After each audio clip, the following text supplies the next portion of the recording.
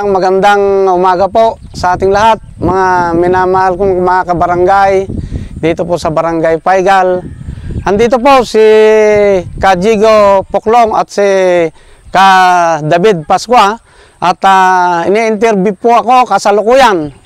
Kasi po nung kasagsagan nga ng kampanya ay akin pong nabanggit na bubuo tayo ng asosasyon dito po sa ating barangay sapagkat yun, ang sa pagkakaalam ko ay yun po yung binibigyan ng mga agri-machinery ng ating pamahalaang nasyonal dito po sa agrikultura.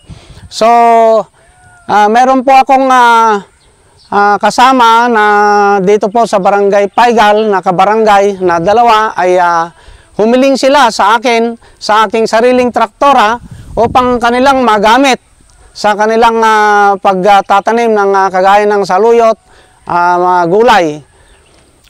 Kasi po, dito po, yung dalawa pong ito, wala po silang sariling traktora.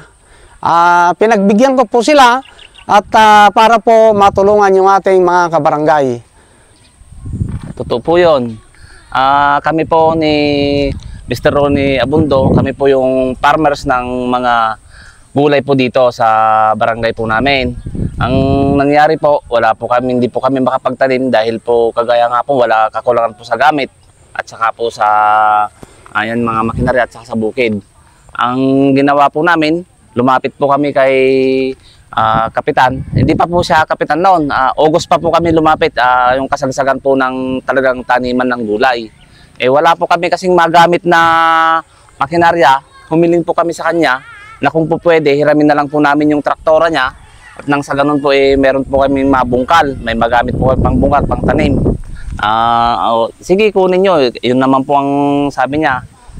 Gantin na lang po kagawad kasi kagawad pa po siya noon. Kukurduhan na lang po namin. Yun po ang sabi. Kagaya po niyan, ito pong nakikita nyo po ngayon na ito, pangatlong tanim na po namin yan. Magmula po nung humiling po kami sa kanya. Siya naman po, puro bigay lang po sa amin ng kanyang makinarya, hinihiram po namin.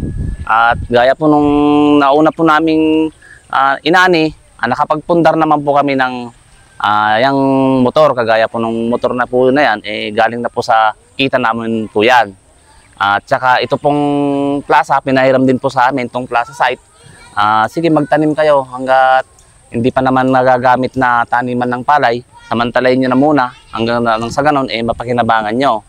Kung gusto nyo pa pong makita yung iba pong tanim namin, mayroon pa po doon. Ito po, bali pangatlong season na po ito, pangatlong tanim na po namin.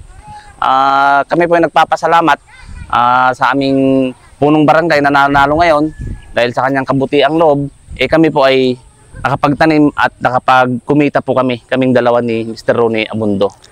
Naisip ko po kasi na yung pong binitawan ko pong pangako noon, anong kasagsagan ng kampanya na bubuo kami ng asosasyon, naisip ko din na kung makakabuo kami, hindi rin namin sarili.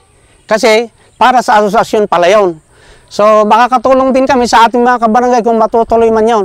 So ako po ay nananawagan sa ating Congresswoman, Mika Swansing, sa ating minamahal na Governor Oye Umale, at ang ating mga kawani na nasa taas, yung ating Departamento ng Agrikultura, sa region, sa national, na sana hihiling po kami, pag upo namin, gagawa po ako ng resolusyon, gagawa ng sangguniang barangay ng resolusyon upang ipaabot ang aming kahilingan po sa kanila. Sana po pagbigyan ang aming kahilingan dito po sa Barangay Paigal para magamit ng aming mga kamagsasaka. Maraming pong salamat. Magandang umaga. Magandang umaga.